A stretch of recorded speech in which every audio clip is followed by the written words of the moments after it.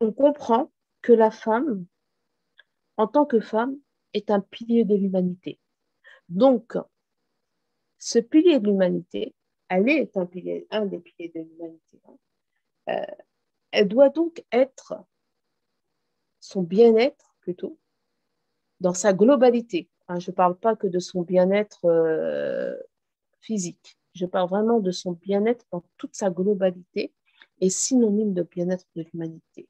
C'est-à-dire que si la femme est équilibrée et dans tous les sens du terme, a des connaissances, a acquérir une connaissance utile, elle permet une humanité stable.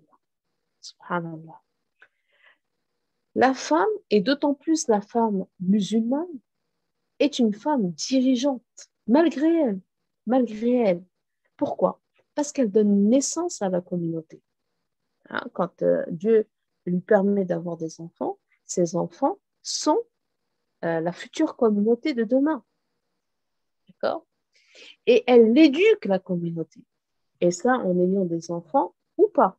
Hein, combien, je sais que dans l'enseignement, par exemple, l'enseignement des enfants, les trois quarts des enseignants sont des femmes. Donc, l'enseignement, l'éducation de la communauté se fait aussi à travers les femmes. Et cette femme aussi dirige la communauté.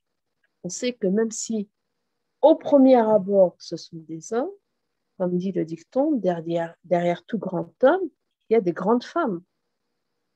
Un homme ne peut être utile et bénéfique à la communauté que s'il est entouré de femmes équilibrées. D'accord? Subhanallah. Donc, il est temps pour nous, pour la communauté, de se réveiller. Il faut savoir que l'ignorance de la femme musulmane, c'est égal à la décadence de la Ummah.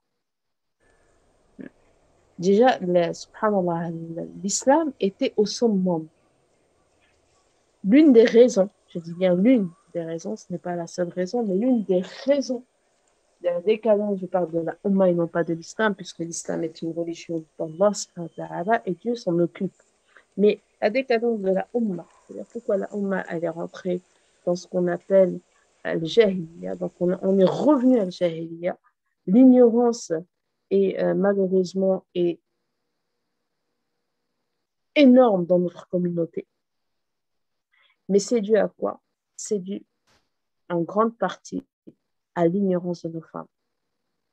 Les femmes de la Ummah ont perdu le goût du savoir. Et Inch'Allah, alhamdulillah, ça revient, mais il faut savoir que l'ignorance, euh, c'est un handicap.